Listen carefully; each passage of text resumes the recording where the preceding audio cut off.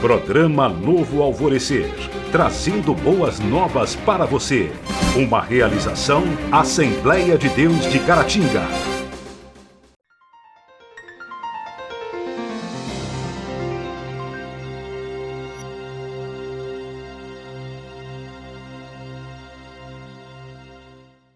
Paz do Senhor, meus irmãos, é um prazer estar com vocês. Sou o pastor Gilberto, pastor da nossa igreja Assembleia de Deus do Tempo Central, e para nós é um privilégio muito grande estar aqui com os irmãos para comentarmos a nossa lição da Escola Bíblica Dominical. Falaremos hoje da lição de número 7, que tem como tema a mordomia dos dízimos e ofertas. Nosso textual está no livro do profeta Malaquias, capítulo 3, versículo 10, que está escrito assim: Trazei todos os dízimos à casa do tesouro, para que haja mantimento na minha casa, e depois fazei prova de mim, diz o Senhor dos Exércitos. Se eu não vos abrir as janelas do céu e derramar sobre vós uma bênção tal, que dela vos advenha a maior abastança. Nossa verdade prática: a entrega do dízimo e das ofertas é uma bênção e um privilégio para quem é grato e fiel a Deus. A leitura bíblica em classe também está registrada no livro do profeta Malaquias, capítulo 3, dos versículos 7 ao versículo 12. Então nós vamos comentar a nossa lição.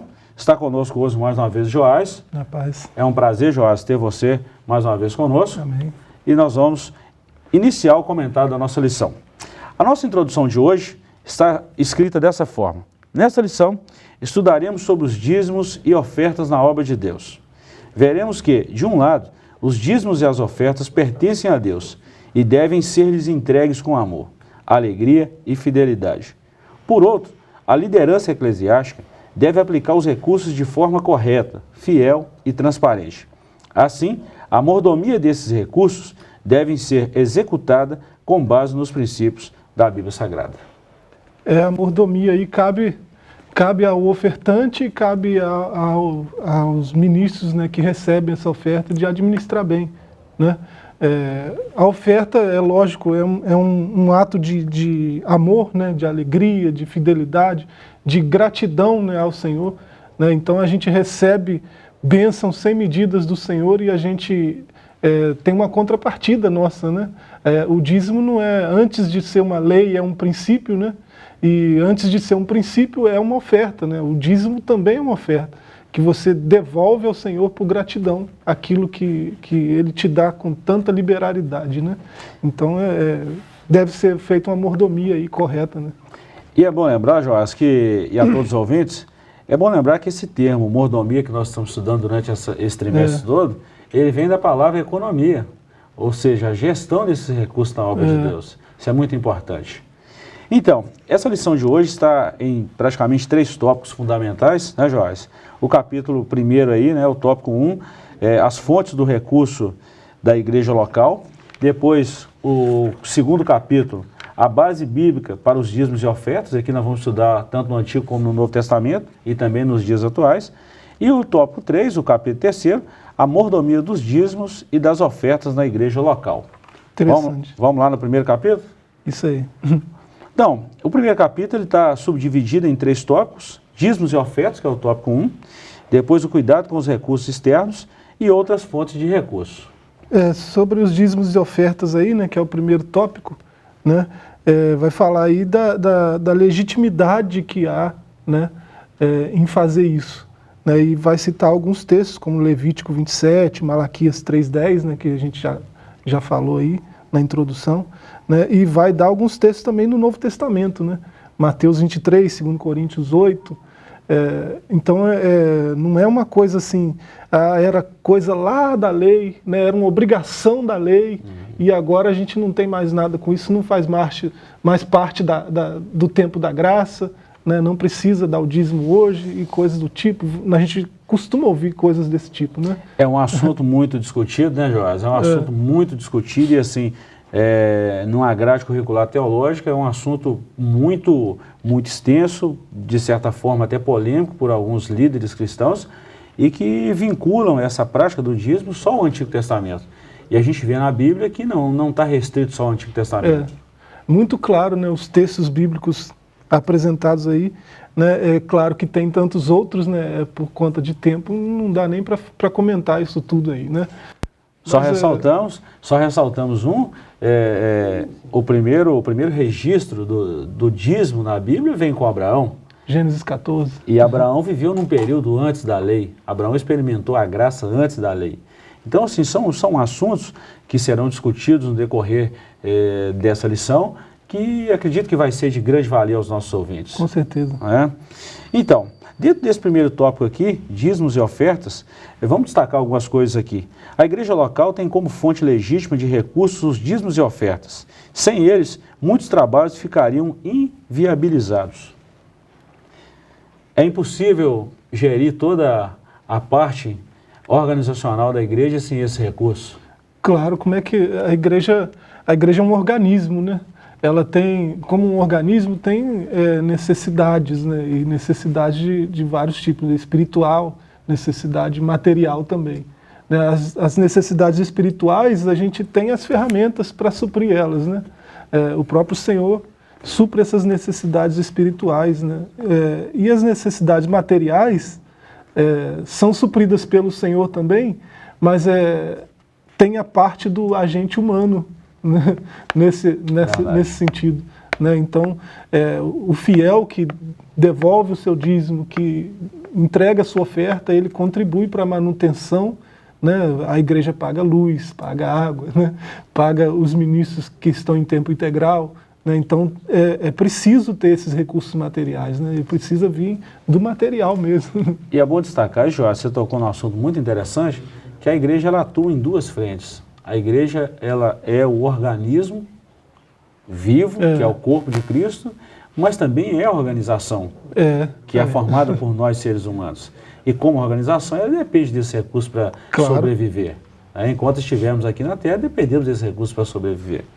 Interessante, Joás, que dentro desse tópico primeiro aqui, desse primeiro tópico aqui, né, tem um texto aqui muito bacana, que está fundamentado nos textos que você mesmo já citou, que o fundamento para essa legitimidade está ao longo do Antigo Testamento todo, mas também está no Novo Testamento. Isso não nasceu e ficou restrito só a um período. Aqui que a gente entende, o senhor citou aí Gênesis 14, né? A gente entende a questão do princípio, né? Antes de se tornar lei, lá em Levítico, parece que é Levítico 12 também, né? Antes de se tornar lei, o dízimo era um princípio, né? Você vê que Abraão deu o dízimo de tudo a Melquisedeque, né? Lá em Gênesis 14, 20, né? É o primeiro lugar onde aparece macer, né? A palavra para dízimo, né? Que é 10ª parte, né? Então, é a 10ª parte do que ele conquistou naquelas batalhas ali, ele entregou ao sacerdote, né? Então, e depois você vê Israel, né? Era Jacó ainda, ele fazendo um pacto com o Senhor: se o Senhor me abençoar, se for assim, se for assado, né? Eu vou entregar a 10ª parte de tudo. Né? Ele fez um voto ao Senhor que entregaria o dízimo de tudo, né, ao Senhor. Então é um princípio, antes de ser lei, é um princípio. Né? Então só se tornou lei porque já havia o princípio. A mesma coisa acontece com o sábado e outros princípios. Né? Então é muito maior do que a lei. Quem usa esse argumento, por mais brilhante que seja, quem usa esse tipo de argumento de que era coisa da lei, né, não é da graça, se esquece disso, que antes de ser lei é princípio. Né? E olha que coisa interessante, dentro da própria lição, não se trata, portanto, de uma prática que começou por imposição de uma pessoa, não foi isso, ou de um grupo ou denominação, que antes nem existia isso. Essa frase, o denominacionalismo, isso veio surgir em 1789, ou seja, até então não existia isso, essa prática, né? Essas placas de denominações, mas pela necessidade natural da obra do Senhor. Então é por causa de uma necessidade, a manutenção da obra. Essa necessidade material é suprida aí com os dízimos e com as ofertas. Né? Avancemos. Nós temos aqui no tópico 2 o cuidado com os recursos externos. Fala para a gente um pouquinho disso aí, vamos discutir sobre isso.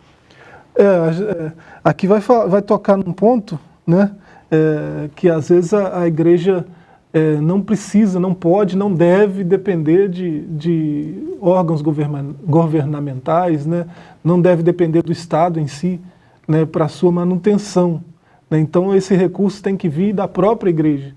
Então se eu sou igreja, né, eu tenho que contribuir para essa manutenção, né? Eu não posso depender de agentes externos para isso, né?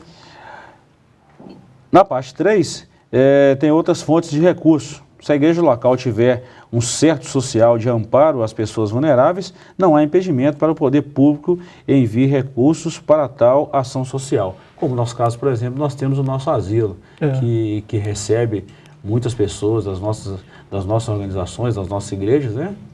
E que também depende desse recurso. E até pessoas de fora da igreja, outras organizações de fora da igreja, às vezes contribuem para a manutenção do recanto, né? E deve ser assim, não tem problema, né? Pois bem, nós vamos a um breve intervalo e daqui a pouco voltaremos com o ensino ou com o estudo do segundo tópico da nossa lição.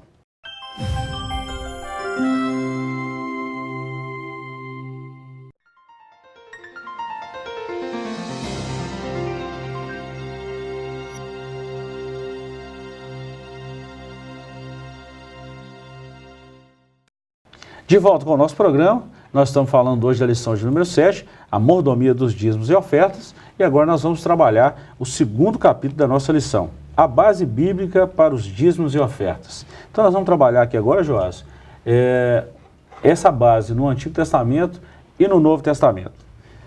Muitos acham ou acusam de legalismo os que observam a disciplina do dízimo e das ofertas. Entretanto, veremos que a origem do dízimo é anterior à lei, e que o legitima é o sentimento de gratidão do fiel ao seu Criador. Já falamos sobre isso no início.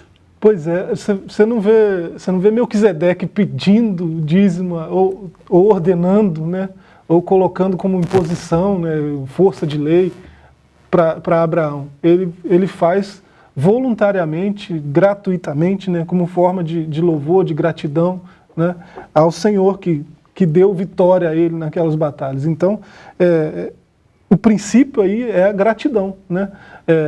Esse princípio do dízimo, que depois se tornou lei lá em Levítico, né?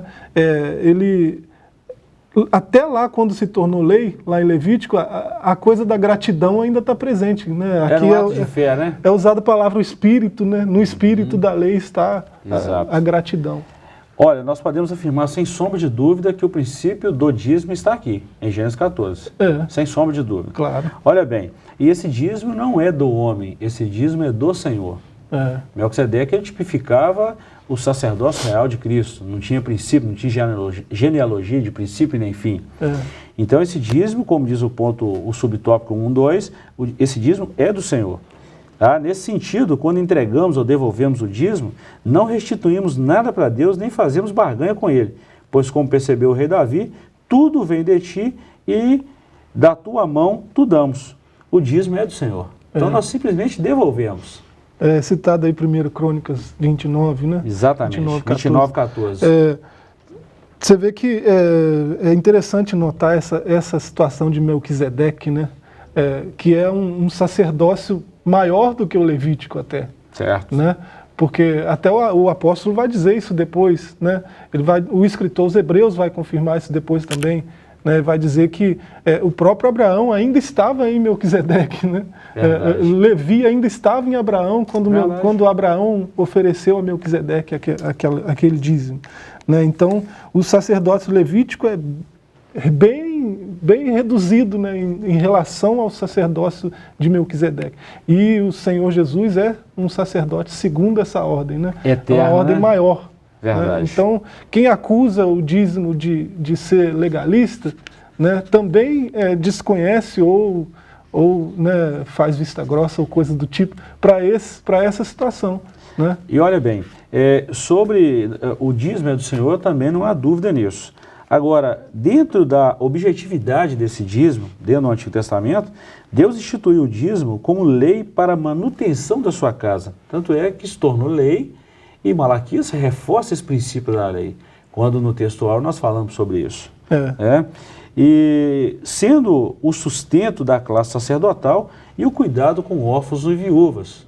E o apóstolo Tiago até falou da religião pura, que é exatamente essa, a manutenção dos órfãos, das viúvas, e também da manutenção da casa do Senhor.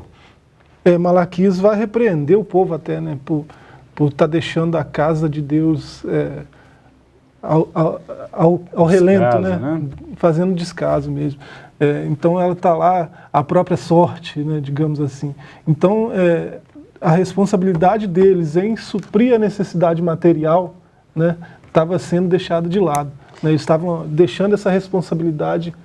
Você falou um negócio muito interessante que ao longo do Antigo Testamento houve várias repreensões da parte de Deus pela prática do ato de não dizimar. Porque a casa de Deus ficou em prejuízo com isso, com essa atitude do povo em não dizimar. Precisava de uma manutenção, né? Exato. E esse recurso tinha que vir do povo de Deus, né? Não podia transferir essa responsabilidade para Estado ou para outra organização que fosse, né? É responsabilidade do povo de Deus, manutenção da casa de Deus. Né? Ou seja, Deus dava o recurso ao povo e o povo retornava esse recurso para a obra de Deus. E numa parte bem menor do que era dispensada a eles diretamente de Deus. A 10ª parte. A né? 10ª parte. Era para o sustento dos levitas, era para a manutenção das coisas mesmo do templo, né? E tudo mais. Você vê em Números 18, 23, né? Não está citado aí, mas os próprios levitas davam o dízimo do dízimo que eles recebiam. Então, exatamente. Você vê, nem os levitas quebravam esse princípio, não é lei, é princípio. Né? É um ato de fé. Eles eram gratos também, eles tinham a oportunidade de demonstrar essa gratidão ofertando. Agora, olha que interessante, até agora nós estamos falando do Antigo Testamento. E no Novo, temos base para isso também? Pois Claro que temos. Né? Olha o que a própria Bíblia diz. Está escrito na Bíblia, o dízimo no Novo Testamento. A Bíblia mostra que os fariseus, que é o segundo tópico aí, né? Eles eram rigorosos quanto à entrega dos dízimos. Esse entendimento está presente nas palavras de Jesus. Há alguma dúvida se até os próprios fariseus, na época de Jesus, em o Novo Testamento, tinham essa prática? Pois é. E Jesus reforça, né, a entrega do dízimo. Né? Ele diz, ai de vós, escribas e fariseus hipócritas, pois que dais o dízimo da hortelã, do endro e do cominho. Entretanto, ao mesmo tempo declarou, desprezais o mais importante da lei, o juízo, a misericórdia e a fé. Deveis fazer estas coisas e não omitir aquelas. Né? Deve entregar o dízimo da hortelã, do endro, do cominho, né? Mas não deve desprezar o juízo, a misericórdia e a fé. Né? Então, o Senhor está legitimando, ele não está criticando, né? Nem abolindo o que eles fazem de dar o dízimo da hortelã, né, e tal. Ele está reforçando isso, mas dizendo que eles estão sendo hipócritas, olhando só para o aspecto legal, né, e desprezando o aspecto emocional, digamos. Eu observo muito nisso, Joás, e nossos ouvintes, que isso é um princípio, isso é uma doutrina bíblica. E doutrina bíblica é imutável, é invariável, é atemporal. É muito maior do que a lei, né? Muito maior, muito maior. Vamos seguir. O dízimo também era necessário para manter o ministério em tempo integral, que também os levitas ficavam por conta do trabalho, ficavam por conta das atividades ministeriais. Era o povo responsável pela manutenção do santuário, do tabernáculo, do sacrifício, etc. Ficava extremamente 100% de tempo integral. E esse dízimo servia para a manutenção dessa tribo de Levi, daquela família que era responsável pelo sacerdócio na casa do Senhor. Por que os filhos de Israel tinham... isso foi imposto como lei, né? Porque se voltar a história lá no Egito, né, quando o Senhor mandou a última praga e todos os primogênitos foram mortos, né, os primogênitos de Israel foram poupados. Né, e o Senhor vai dizer depois, na caminhada no deserto, ele vai dizer, todos os primogênitos são meus. Né? Mas os da tribo de Levi, eles substituíram os outros primogênitos. É como se fosse o dízimo dos primogênitos, o dízimo do povo. Né? Os primogênitos de todo o povo deveriam ficar a serviço do Senhor. Né? Deviam ficar em tempo integral, trabalhando na casa do Senhor. Mas aí Deus escolheu uma tribo para fazer isso. E que é necessário para o bom andamento da obra de Deus. Precisa de haver esse serviço. Pois é. Então, esses outros que foram poupados, eles foram poupados disso, eles devem sustentar quem está fazendo isso. Porque ele está no lugar dele, era ele que era para estar lá servindo. E junto com os dízimos, nós vemos também a manutenção da assistência social e das ofertas, que é paralelo ao dízimo. As viúvas, os órfãos, né, precisam de assistência, e essa assistência material, né, deve vir desse caixa, né, dos dízimos e das ofertas, esse dinheiro que é depositado aí. Da mordomia, desse serviço, Isso. dessa gratidão, desse ato de fé que é o dízimo. Veja a importância, né? Então, estamos chegando ao final de mais um bloco, nós vamos para mais um breve intervalo e daqui a pouco voltaremos com o terceiro tópico da nossa lição.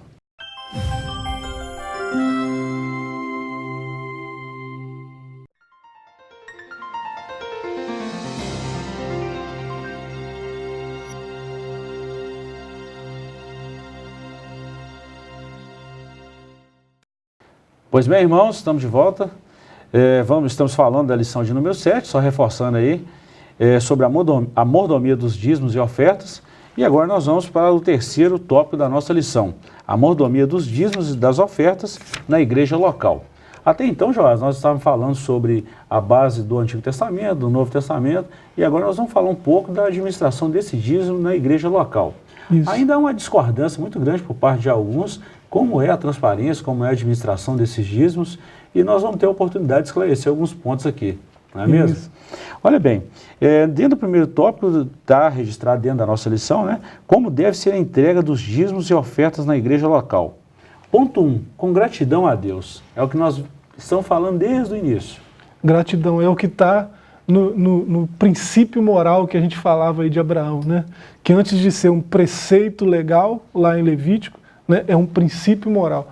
E a base desse princípio moral é gratidão, né? Abraão entregou o dízimo de tudo porque ele foi grato, né?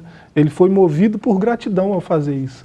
E olha que interessante, se a gente analisar o ponto central da nossa lição, isso é bom que todos os ouvintes estejam atentos também, o ponto central da nossa lição está escrito assim: a entrega do dízimo e das ofertas é uma bênção e um privilégio. Quantos brasileiros estão desempregados? Mais de 13 milhões. Mas a igreja do Senhor está sendo sustentada, né? E é um privilégio devolver esse recurso para a obra do Senhor. A gente olha para a bondade, né, e a providência de Deus, né, e a liberalidade de Deus, mesmo em momentos de dificuldade, suprir o seu povo, né? Seu povo não passa por necessidade ao ponto de mendigar o pão, coisas do tipo, né? Nunca se viu um justo mendigar o pão, né? Isso é desde muito antigamente. Davi então, falou sobre isso, né? Então, devolver ao Senhor uma parte disso tudo, né, é um privilégio mesmo, né? E a gente vê, Joás, que na igreja há essa fundamentação e a necessidade desse recurso. O que seríamos de nós, igreja, e agora a gente fala como pastor, né? O que seria de nós sem a administração, sem a gestão desse recurso para o bom andamento da obra do Senhor? Até a gente falava aí do asilo, né? A nossa igreja mesmo tem outras obras sociais, né? Apoia, por exemplo, o projeto Esther, né? Que apoia casos de recuperação, né? E outros projetos sociais, né? Desse sentido. Então precisa desse recurso financeiro, né? Um outro tópico aqui também bom a gente lembrar, que o dízimo deve ser calculado a partir da renda bruta, não do valor líquido, né? É da renda bruta, pelo menos é a base bíblica que nós temos, é a parte doutrinária que nós temos. Eu recebo meu salário, aí primeiro o gás, a água, a luz e tudo, aí depois, não é assim, né? A 10ª parte dessa renda que eu tive, né? E quando eu falei de um ato de fé, aos que são dizimistas e ofertantes na casa do Senhor, o Senhor não deixa faltar nada.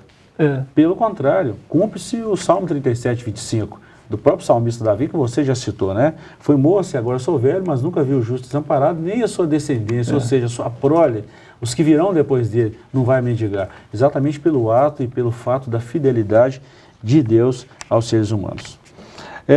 Um outro tópico também muito discutido, dentro até mesmo do texto áureo, que esses dízimos e ofertas devem ser levados à casa do tesouro, ou seja, tem um lugar específico para entregar o dízimo, não é em qualquer lugar, não é de qualquer forma, né? O correspondente à nossa tesouraria hoje, tinha lá no templo do Senhor também, né? Chamado de casa do tesouro, né? É a tesouraria, né? Era levado, os dízimos, as ofertas eram todas depositadas lá, né? Você vê na igreja primitiva, o povo levando aos pés dos apóstolos, né? Na igreja primitiva, por exemplo, a gente comentava da base bíblica do Novo Testamento, né, no bloco anterior, mas você vê que não tem tanta extensão assim de textos bíblicos no Novo Testamento sobre o dízimo, porque você olha para a igreja primitiva, por exemplo, lá em Atos, eles estavam acostumados a entregar tudo, 100%.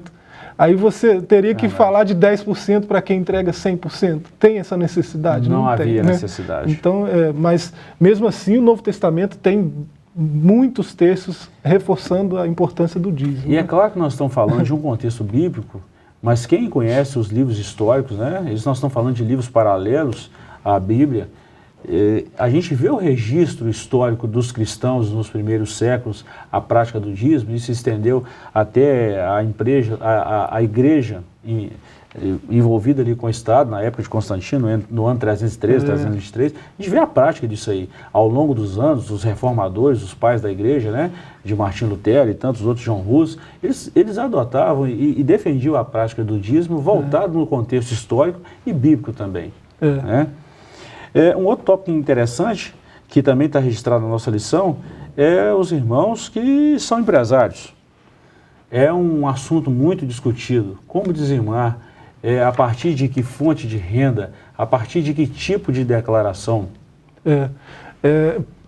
Para alguns empresários é um pouco mais complicado falar de entregar a 10ª parte, porque não tem aquela renda que é certa, todo mês é tanto de renda, né?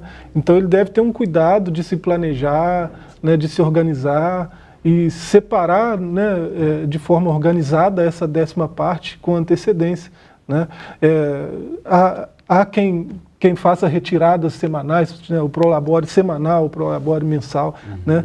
Então o dízimo vai ser entregue dessas retiradas, né, do que o empresário, porque ele é pessoa física, ele não pode dar o dízimo da pessoa jurídica, né? Então ele vai dar o dízimo da retirada dele. É um assunto muito interessante, e aqui eu falo como administrador aos ouvintes, pela minha graduação. No sistema contábil se estuda isso, se aplica esse conceito. Pessoa física não se mistura com pessoa jurídica, não pode. Então, o empresário, antes dele ser uma pessoa jurídica, ele é uma pessoa física. Ele é o CPF, é a pessoa física. Então, ele precisa criar essas retiradas dos prolabores. Então, o dízimo na casa do Senhor é a partir dessas retiradas, a partir do prolabore, e não numa renda no montante total da empresa, que a empresa tem os seus custos, tem as entradas e saídas também normal. Então, é a partir da renda. Alguns empresários vão ter um pouco mais de trabalho para fazer isso, né? Mas, hoje tem o software, tem sistema que ajuda a seguir. Mas é interessante que eu prestei serviço para um empresário, por uma questão de ética, não precisa nem citar nome, que por ato de fé, por isso que eu falei no início, que é um ato de fé, ele dizimava do próprio faturamento da empresa. Olha! Fé! Já pensou? E a empresa começou a crescer, começou a ganhar campo, e hoje é uma grande empresa em nossa região. Isso é muito bacana. Né? É uma bênção de Deus. Então, Joás, dentro desse contexto do Antigo Testamento e Novo Testamento, alguma coisa que você queria ressaltar, gostaria de ressaltar para a gente? Só dessa coisa, hoje ainda há quem entregue o dízimo, quem devolva o dízimo por obrigação, né? Por força de lei, porque tem que ser assim, né?